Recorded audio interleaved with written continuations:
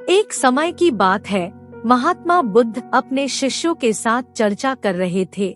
महात्मा बुद्ध के सारे शिष्यों में से एक शिष्य बहुत आलसी था। महात्मा बुद्ध अपने शिष्यों को बहुत स्नेह करते थे, किंतु वह जितना स्नेह सबसे करते थे उतना ही स्नेह उस आलसी शिष्य से भी करते थे। एक दिन महात्मा बुद्ध ने उस शिष्य को कथा सुनाते हुए कहा, किसी गांव में एक ब्राह्मण रहा करता था। वह बहुत ही अच्छा इंसान था, लेकिन उसके अंदर बहुत ही खराब आदत थी काम को टालने की। वह हमेशा ही आज के काम को कल पे टालता रहता था।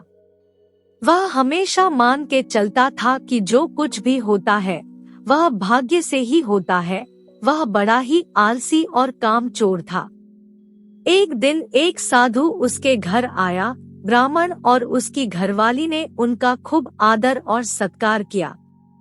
साधु ने चलते समय उस ब्राह्मण से कहा, तुम बहुत गरीब हो, लो मैं तुम्हें पारस पत्थर देता हूँ।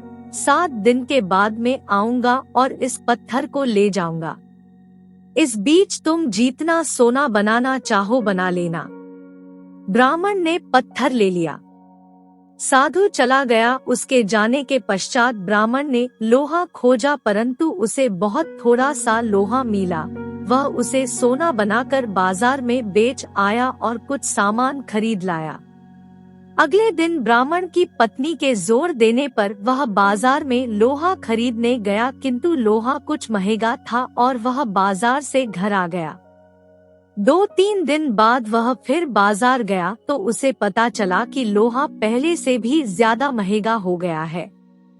उसने सोचा कोई बात नहीं, 1-2 दिन में भाव जरूर नीचे आएंगे तभी खरीदेंगे, किंतु लोहा सस्ता नहीं हुआ और दिन बीतते गए।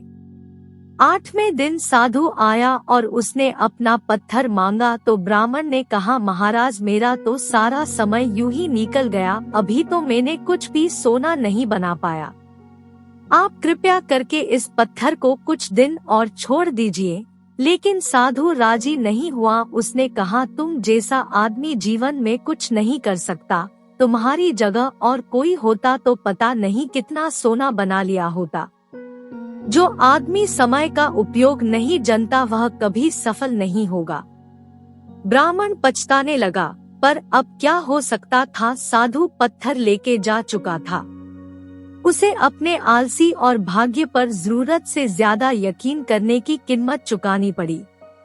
इसलिए कहा जाता है कि आलस्य ही मनुष्य का सबसे बड़ा शत्रु है।